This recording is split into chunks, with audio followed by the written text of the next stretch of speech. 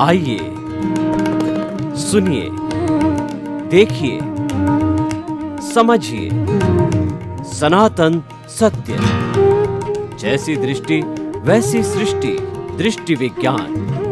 कुदरत, कुदरती रचना एवं कुदरत के कानून से शाश्वत सुख की प्राप्ति। जोधपुर के परम पूज्य महात्मा उपासक प्रोफेसर डॉक्टर सोहन राज तातेड़ के निर्देशन में सनातन सत्य। जैसी दृष्टि वैसी सृष्टि, दृष्टि विज्ञान।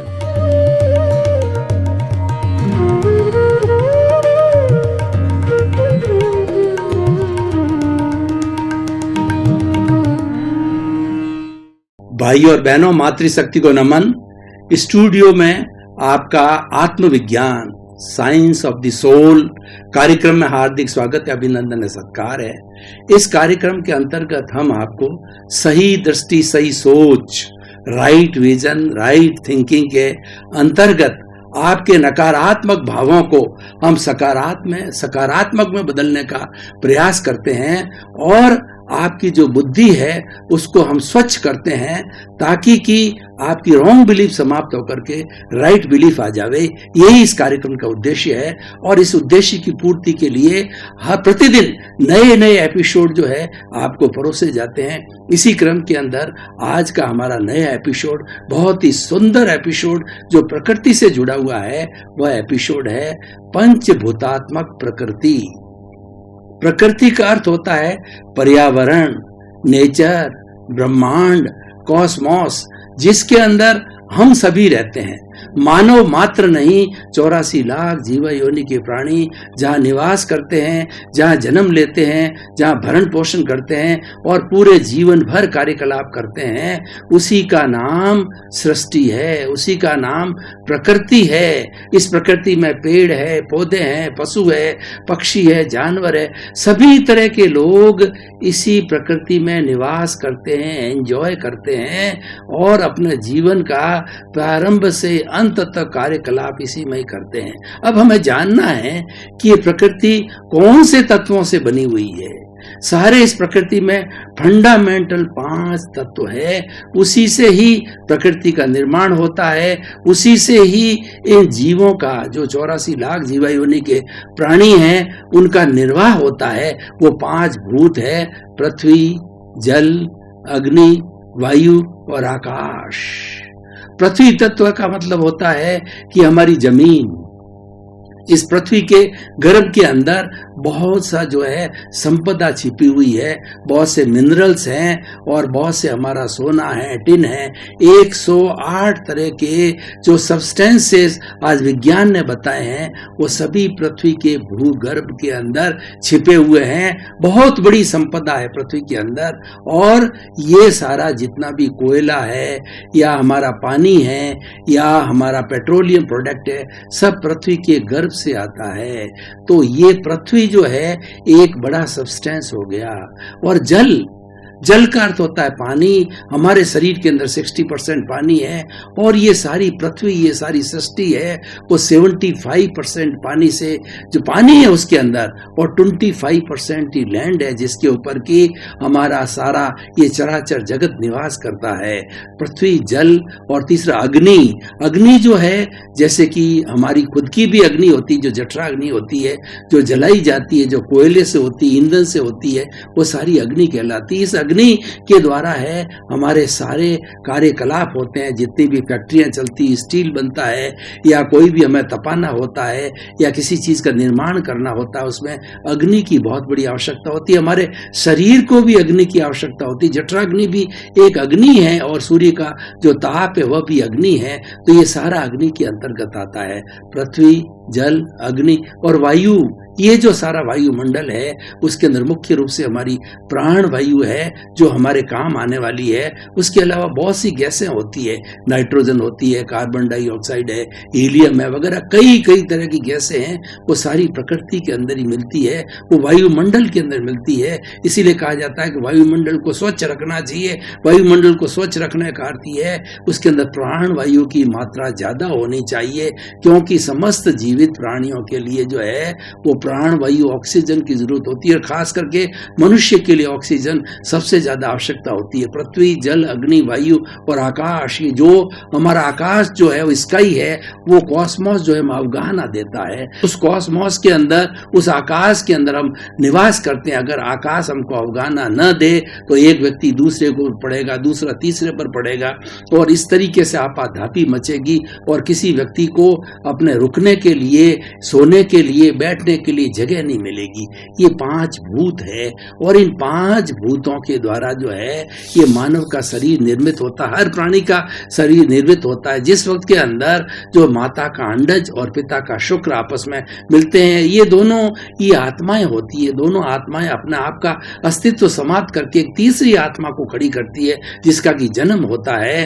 तो ये सारे उस वक्त के अंदर ही जब आत्मा अपने माँ के गर्भ में प्रवेश करती है, तो उस समय से ये 5 भूत उसको मिलने चालू हो जाते हैं। हमारे शरीर के अंदर 5 भूत निवास, हर जीवित प्राणी के अंदर ये 5 भूत होते हैं, और 5 भूतों की आवश्यकता होती है। उसी से ही हमारा भरण पोषण होता है, उसी से हमारा कार्यकलाप होता है, उसी से हमारी शक्ति मिलती है, उसी से हमें हमारी प्राण ऊर्जा मिलती है। हम आपको बताना चाहते हैं कि जिससे हम कार्य करते हैं उसका नाम प्राण ऊर्जा है, विटालिटी है। वो विटालिटी किन चीजों से बनती है? वो विटालिटी बनती है भोजन से, पानी से, और प्राण वायु ऑक्सीजन से, और अग्नि से। इन 4 चीजों को मिलाकर के हमारी विटालिटी होती है, और विटालिटी से मन का, वचन का और शरीर का सब कार्य होता है। अगर किसी में विटालिटी की कमी है, किसी में ऊर्जा की कमी है, किसी में शक्ति की कमी है, तो वह व्यक्ति निर्बल हो जाता है, काम नहीं कर पाता है और बीमार पड़ जाता है। अब प्रश्न ये है कि सारा भरण पोषण ये प्रकृति करती है, और प्रकृति ने इसकी व्यवस्था कर रखी है भरण पोषण की। प्रकृति माँ कहती है कि मैं उसी को ही जन्म देती हूँ जिसकी कि मैं भरण पोषण कर सकूं, और भरण पोषण के बिना प्रकृति माँ ये जो है वो जन्म नहीं देती है। कहावत भी है कि जिसने चोंच दी है वो चुग्गा भी देगा, यानी जिसने जन्म दिया है वो हमारा पालन पोषण भी करेगा। हमारी माँ होती जो जन्म देती है, तो जन्म देती उसकी रिस्पॉन्सिबिलिटी हो जाती है, उसका स्नेह बढ़ जाता है, उसका ममत्व तो बढ़ जाता है कि ये मेरा बच्चा है, इसका पालन पोषण करना है। उसको समय से खिलाती है, पिलाती है, उसके स्वास्थ्य का ध्यान रखती है, सर्दी से गर्मी से सब चीजों का वो ध्यान रख करके उस बच्चे को बड़ा करती है, और बच्चे को बड़ा करके पैरों पर खड़ा करती है। इसी तरीके से ये तो एक माँ का रूप हुआ। उसी तरह से हमारी ये प्रकृति है जो सबकी माँ है, समस्त प्राणियों की माँ है प्रकृति। इसलिए इस प्रकृति की पूजा की जानी चाहिए। हमारे पुराने समय के वेदों के अंदर मैं आपको ले जाऊं तो वेद है, उपनिषद है, आरण्यक है, स्मृतियां हैं और त्रिपिटक है और हमारे आगम है। उसमें प्रकृति की पूजा होती है। प्रकृति के जितने कॉन्स्टिट्यूएंट्स है, जैसे अग्नि देवता, वायु देवता, जल देवता, पृथ्वी देवता, हर एक के अलग अलग देवता होते हैं। उनकी पूजा की जाती है, उनको प्रसन्न रखा जाता है ताकि ये किसी का प्रसन्न रह करके और ये 5 भूत है उसमें संतुलन बिठाए रखे। जब इस प्रकृति के अंदर 5 भूतों का संतुलन होता है तब प्रकृति एकदम स्वस्थ रहती है और इसमें प्राणियों को भी स्वस्थ रखती है। हमारे शरीर के अंदर भी ये 5 भूत जब सामंजस्यपूर्ण होते हैं, जिनकी मात्राएं बराबर होती है, तो हमारा शरीर स्वस्थ होता है। और हमारा शरीर बीमार कब पड़ता है? क्योंकि हमारे शरीर के अंदर 5 भूतों का जो सामंजस्य है उसकी कमी आ जाती है, उसके कारण बीमार पड़ता है। और 5 भूत अपनी अपनी मात्रा में बराबर रहे तो व्यक्ति 100 साल जीता है। और इस प्रकृति ने हमारे शरीर के अंदर इम्यून सिस्टम देकर के हमको भेजा है, प्रतिरोधात्मक शक्ति देकर के भेजा है।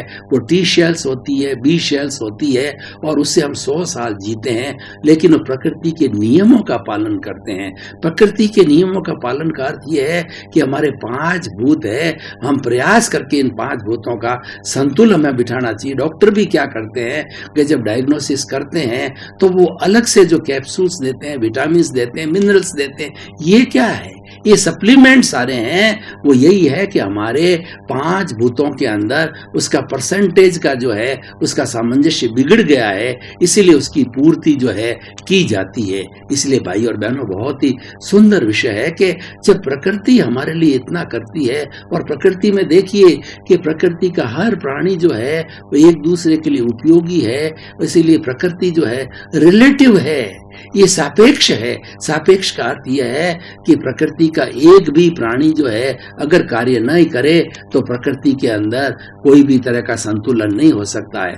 उदाहरण के तौर पर मैं आपको बताना चाहता हूं कि हमारे जितने भी वाइल्ड एनिमल्स हैं और जितने भी हमारे चूहे वगैरह हैं, ये भी प्रकृति के हितैषी है। चूहा क्या करता है कि वह जमीन में जाकर के जमीन को पोला करता है, तो किसान उसके अंदर जो हल चलाता है तो जमीन पोली होती है, और पोली होने से उसकी ऊर्जा शक्ति बढ़ती है, और ऊर्जा शक्ति बढ़ने से फसल अच्छी होती है, फसल अच्छी होने से हम सबको भोजन मिलता है।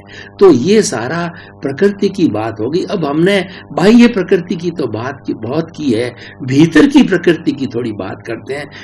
भीतर की प्रकृति का मतलब स्वभाव, ये भी स्वभाव बाह्य प्रकृति से मिला है, और भीतर का और बाहर का सामंजस्य होता है तो हमारा जीवन होलिस्टिक होता है, हमारा जीवन संपूर्ण होता है, सामंजस्यपूर्ण होता है, शांतिपूर्ण होता है, आनंदपूर्ण होता है।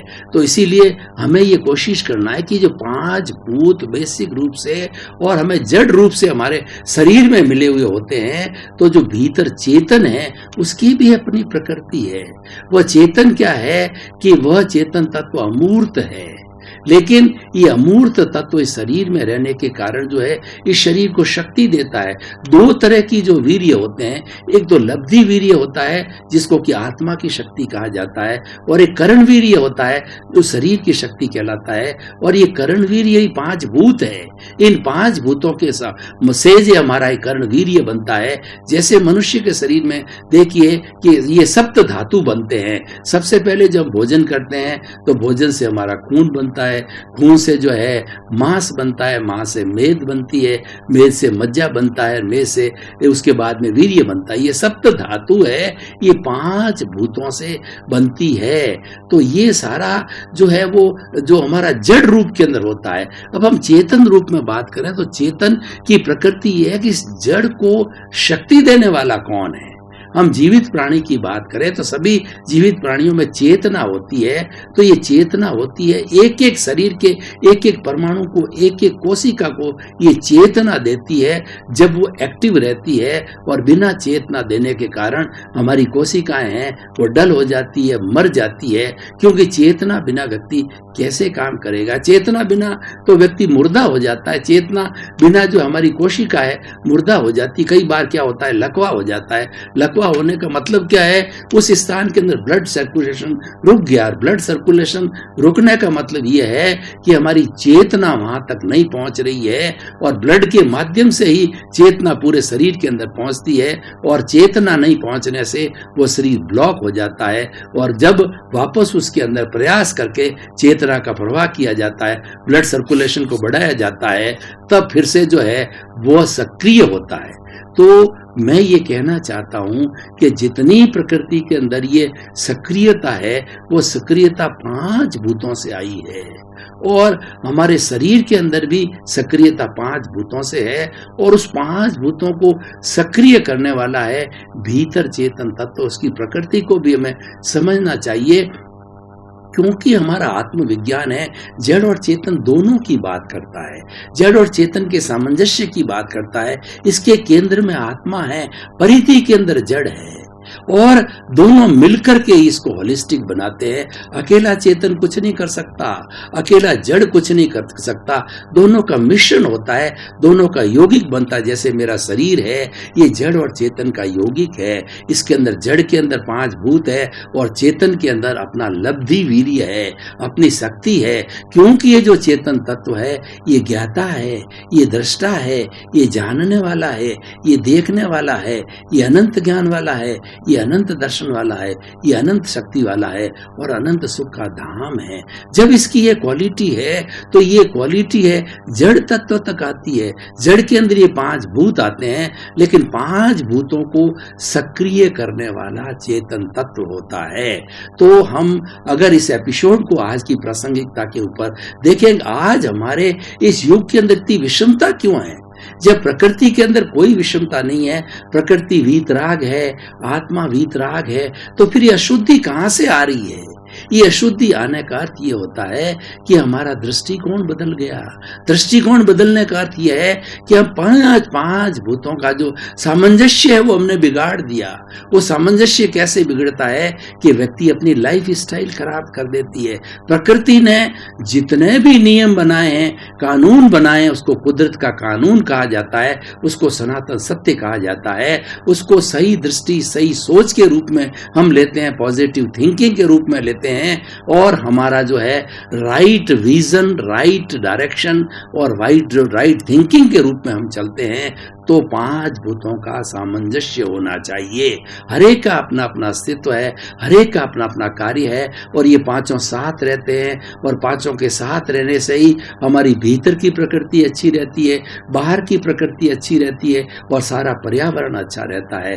तो हम ये निष्कर्ष पर पहुंचते हैं कि आज जो विषमता आ रही है उन सब का कारण यह है कि प्रकृति का दोहन हो रहा है, प्रकृति के नियमों का पालन नहीं किया जा रहा है, व्यक्ति प्रकृति के विरुद्ध जा रहा है। प्रकृति क्या कहती है कि 5 भूतों में से एक अग्नि भूत है, वो मिलना चाहिए, और वायु भूत है, वो मिलना चाहिए। लेकिन व्यक्ति ने क्या किया, कमरा बंद कर दिया, कमरे बंद के अंदर एसी लगा दी, उसमें न तो धूप आती है न वायु आती है, और वह व्यक्ति क्या होता, अप्राकृतिक हो जाता है, और अप्राकृतिक प्राकृतिक रूप होने से ही व्यक्ति बीमार पड़ता है।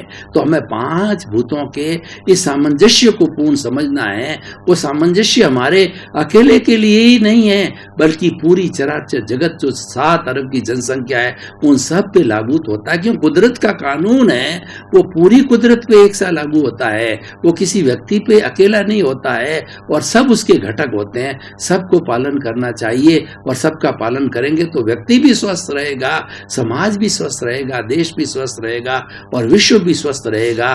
क्योंकि सब कुछ जो होता है ये 5 भूत ही मुख्य है। अगर मैं 5 भूतों को 5 भगवान कहूं तो कोई अतिशयोक्ति नहीं होगी, क्योंकि इसके बाहर कुछ नहीं है।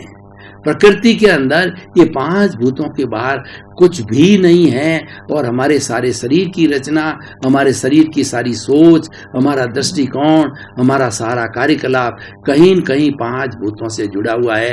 5 भूतों की कमी आती है, जैसे कि विटामिन डी दिया जाता है। डॉक्टर्स लोग vitamin A, vitamin B, vitamin C, vitamin D, vitamin E ये बाहर से सप्लीमेंट क्यों करते हैं कि 5 भूत जो है हमारे असामंजस्यपूर्ण हो गए हैं, बॉडी के अंदर है, उनका सामंजस्य बिठाने के, उनका रेशियो सही करने के लिए दिया जाता है। तो भाई और बहनों, हम इस एपिसोड से ये शिक्षा लें, 7 अरब की जनसंख्या विश्व की है, उसको शिक्षा ली जानी चाहिए कि हम प्राकृतिक बने, प्रकृति के नियमों का पालन करें। हमें अप्राकृतिक जीवन नहीं जीना है, हमें एक जो है सिर्फ मैकेनिकल लाइफ नहीं जीनी होती है। मैकेनिकल लाइफ जीने वाला व्यक्ति आनंद की अनुभूति नहीं करता है, क्योंकि मैकेनिकल जीवन के अंदर ये 5 भूत डिस्टर्ब हो जाते हैं, और व्यक्ति सजीव जीवन जीता है। सजीव जीवन का अर्थ होता है कि वो प्रकृति के बीच रहता है, प्रकृति के करीब रहता है, प्रकृति के नियमों का पालन करता है, प्रकृति की उपासना करता है, और ईश्वर प्राणिधान, ईश्वर का स्मरण भी ये प्राकृतिक नियमों का पालन है। क्योंकि ईश्वर का स्मरण करने से हमारे विचार शुद्ध रहते हैं, और जब विचार शुद्ध होते हैं तो हमारा ये शरीर है वह भी शुद्ध होता है, और शरीर जब शुद्ध होता है तो 5 भूत जो है इसके अंदर सामंजस्य बैठ जाता है। कोई कमी होती है वो ऑटोमेटिकली भी पूरी हो जाती है। देखिए, बहुत सी चीजें हमारे चिंतन से सही हो जाती है। ये मनोदेहिक बीमारियां होती है, उसके अंदर चिंतन का बहुत बड़ा रोल है।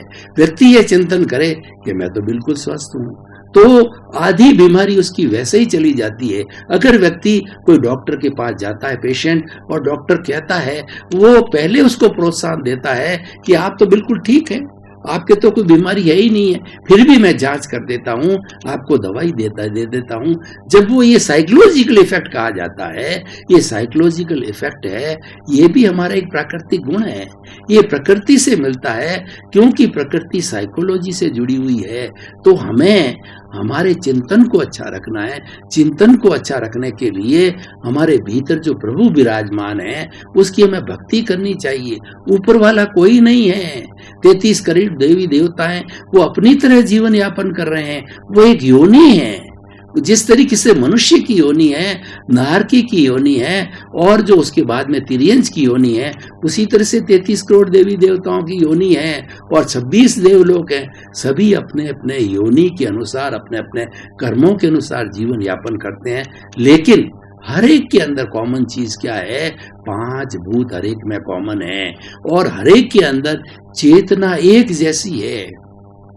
जो शुद्ध आत्मा है उसका कोई फर्क नहीं है किसी के अंदर। जो फर्क होता है कि व्यक्ति कैसे डीड्स करता है, कैसे कॉजेस डालता है और किस तरीके से गतिविधियां करता है, उसके अनुरूप उसको शरीर मिलता है, उसके अनुरूप उसको सुख सुविधा पुण्य मिलता है या पाप मिलता है। As you sow so will you reap, जैसा करोगे वैसा भरोगे, जैसी करनी वैसी भरनी। ये प्राकृतिक नियम है, ये कुदरत का कानून है, ये सनातन सत्य है, अल्टीमेट ट्रुथ है कि हम दुख देंगे तो हमको दुख की प्राप्ति होगी, हम सुख देंगे तो सुख की प्राप्ति होगी। ये सुख और दुख देना है, ये भी हमारी प्रकृति से जुड़ा है। प्रकृति माँ हमको ट्रेनिंग देती है कि तुम सब मेरी संतान हो। जब आपस में भाई बहन हो तो एक दूसरे को दुख क्यों देते हो, एक दूसरे का शोषण क्यों करते हो, एक दूसरे को क्यों कष्ट प्रदान करते हो? सभी एक जैसे हो, सभी का मैं भरण पोषण करने वाली हूँ, सभी की मैं माँ हूं, और मेरा किसी से भी कोई राग द्वेष नहीं है। मैं तो सबको समभाव से देखती हूं। तो तुम लोग भी समभाव से क्यों नहीं रहते हो? तुम भी समभाव से रहो। यही प्रकृति बताती है कि मेरे पास में 5 भूत हैं आपका पालन पोषण करने के लिए और आपको शिक्षा देने के लिए। मेरे पास में समभाव का फॉर्मूला है, मेरे पास संवर का फॉर्मूला है, और चेतन तत्व उसका पोषण करता है। तो भाई और बहनों, बहुत ही सुंदर विषय है, इससे हमको शिक्षा लेनी चाहिए कि हमें इस प्रकृति के अंदर अनुशासन से जीना चाहिए।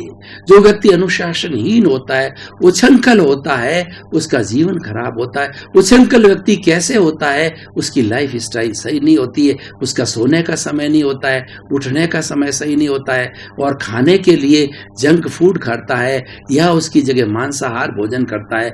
मनुष्य के लिए जो है शाकाहार भोजन की व्यवस्था, क्योंकि ये मांसाहार भोजन वाइल्ड एनिमल्स के लिए होता है, लेकिन व्यक्ति खुद जो है मांसाहारी बनकर के वाइल्ड हो रहा है। जब उसमें वाइल्ड होता है तो वाइल्ड नेचर आ जाती है, उसके अंदर क्रोध अहंकार माया लोभ जो है फुफकारने लगते हैं। जबकि हमारा आत्मविज्ञान जिसके केंद्र में आत्मा है, उसका लक्ष्य ये है कि आप अहंकार का विलय करो, आप अहंकार को हटा दीजिए। अहंकार एक बहुत बड़ा जहर है, इसको जो है यहाँ से हटा दीजिए। इसको हटाएंगे तो हमारा जीवन सफल होगा और हम सुखी जीवन जी सकते हैं। क्योंकि हर इंसान सुख चाहता है, हर प्राणी सुख चाहता है, कोई भी प्राणी दुख नहीं चाहता, कोई भी प्राणी मरना नहीं चाहता, सभी जीना चाहते हैं। जब सब जीना चाहते हैं तो किसी का जीवन हनन करने का हमको क्या अधिकार, और हम वो कर रहे हैं।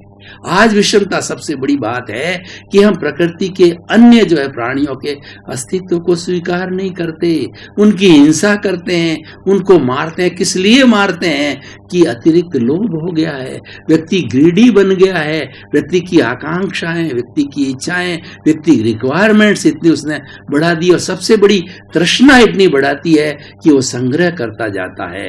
जब संग्रह की प्रवृत्ति आती है तो दूसरे जीवों का हनन होता है, दूसरे जीवों को दुख होता है, क्योंकि किसी को धोखाधड़ी किए बिना व्यक्ति जो है बहुत बड़ा संग्रह नहीं कर सकता है। संग्रह का अर्थ यही हुआ कि आप किसी न किसी का सुख छीन रहे हो, किसी न किसी का हक छीन रहे हो, जबकि आपको अपना जीवन यापन करने का अधिकार है।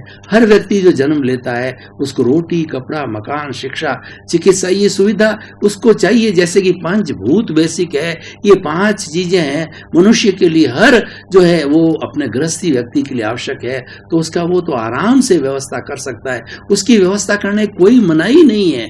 उसकी व्यवस्था करने के लिए हमारी ये सारी व्यवस्थाएं, कृषि है वो 80-80 कृषि और हमारा व्यापार व्यवस्था और सारा सिस्टम कमाने के लिए बना है कि उस कमाई के तहत हम रोजगार करें, उस रोजगार के अंदर कुछ पैसा कमा करके और हम रोटी, कपड़ा, मकान, शिक्षा, चिकित्सा की हमारे परिवार के लिए व्यवस्था जुटा सके। और बाकी प्रकृति तो सब मुफ्त लुटाती है। प्रकृति किसी चीज का हमारे से कोई रुपया पैसा नहीं लेती है। प्रकृति की एक ही शर्त है कि आप मेरी आज्ञा में रहो, आप मेरा दोहन मत करो, आप मेरा सत्कार करो और आप मेरे प्रति सम्मान की भावना रखो। सम्मान की भावना ये है कि आपके साथ में जो अन्य जो प्राणी हैं वही मेरी संतान है, वो आपके भाई बहन है, उनकी रक्षा करो, उनका हनन मत करो, उनकी हिंसा मत करो। इसीलिए हमारे जितने भी धार्मिक ग्रंथ बने हैं इस प्रकृति के नियमों के अनुरूप ही बने हैं कि किसी को दुख नहीं दिया जाना चाहिए, क्योंकि सबके भीतर एक सा आत्मा है और जो मुझे अच्छा नहीं लगता है, जिससे मुझे दुख की अनुभूति होती है, वो अनुभूति दूसरे को होती है, क्योंकि सब में समानता है। सबकी जो है वो एक जैसी, जो हमारी शुद्ध आत्मा है उसका नेचर एक जैसा है। ये जो नेचर जो है विभाव दिखाई दे रहा है, ये तो कर्मों के अंतर्गत है, बेसिक चीज है, सब बराबर होती है। तो भाई और बहनों, आज का ये एपिसोड बहुत सुंदर है। इस एपिसोड के माध्यम से हम पूरे जो है मानव समाज को ये एक राय देना चाहते हैं, एक शिक्षा देना चाहते हैं। आप प्राकृतिक जीवन जियो। Early to bed and early to rise is the sign of the good health. A sound mind exist in a sound body.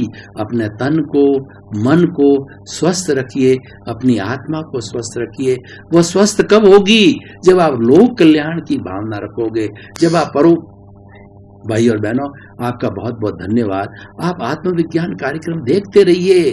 आत्मविज्ञान कार्यक्रम आपके जीवन की दिशा को बदल देगा। ऐसे ऐसे सूत्र प्रतिदिन दिए जाते हैं, हर सूत्र हमें कुछ अच्छाई की ओर ले जाने का दिया जाता है, कल्याण की ओर दिया जाता है। और ये हमारा सारा आत्मविज्ञान सर्वे भवन्तु सुखिनः, सर्वे भवन्तु निरामया, सभी लोगों का जीवन आनंदमय हो, मंगलमय हो, सुखमय हो, धर्ममय हो, उसी के लिए बना हुआ है।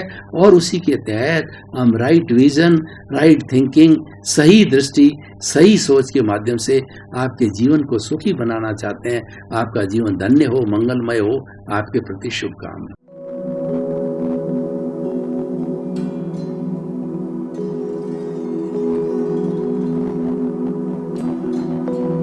एक ऐसा अंतर्राष्ट्रीय ख्याति प्राप्त मानव जो गुरु प्रेरणा से पिछले 20 वर्षों से वानप्रस्थ जीवन जीते हुए 24 घंटे मानवता की सेवा में संलग्न है। एक ऐसा मानव जो अभी राष्ट्रीय, अंतर्राष्ट्रीय टीवी चैनलों पर 7,500 एपिसोड के माध्यम से सनातन सत्य, आत्मविज्ञान एवं पुनरुत्थान, व्यवहार एवं निश्चय जगत के जीवनोपयोगी विषयों पर हृदय स्पर्शी प्रवचन कर चुका है। उस मानव का नाम है महात्मा उपासक प्रोफेसर डॉक्टर सोहन राज तातेड़। प्रोफेसर तातेड़ द्वारा योग, दर्शन, शिक्षा विषयों पर रचित पीएचडी स्तर के 250 शोध ग्रंथ भारत के 100 प्रतिष्ठित विश्वविद्यालयों में शोधार्थी पढ़ रहे हैं तथा वे सभी शोध ग्रंथ वहां की सेंट्रल लाइब्रेरियों में उपलब्ध हैं। महात्मा सोहन राज ने अभी तक हजारों स्कूलों, कॉलेजों, विश्वविद्यालयों एवं संस्थाओं में सेमिनार, वर्कशॉप, कैंप लगाकर लाखों विद्यार्थियों को योग, दर्शन, शिक्षा का प्रशिक्षण देकर उन्हें सुसंस्कारित किया। डॉक्टर तातेड़ ने भारतीय संस्कृति उत्थान के 4000 से अधिक समसामयिक विषयों पर आर्टिकल लिखकर ऑनलाइन जर्नल, पत्रिकाओं, वेबसाइट्स पर प्रकाशित किया, जिसका उपयोग लाखों पाठक कर रहे हैं। उपासक तातेड़ के 5000 से अधिक आज का सुविचार, आज का शुभ संदेश, आज का मंगल भावना योग आदि चिंतन websites, Twitter, blogger, Facebook, YouTube माध्यमों से लाखों लोग अपना जीवन निर्माण कर रहे हैं। मानवता के मसीहा ऐसे महामानव महात्मा सोहन राज तातेड़ के प्रोफाइल को अभी तक विश्व के 20 लाख दर्शक यूट्यूब पर, 12 लाख गूगल पर एवं लाखों दर्शक फेसबुक, ब्लॉगर, ट्विटर और इंस्टाग्राम पर देख चुके हैं।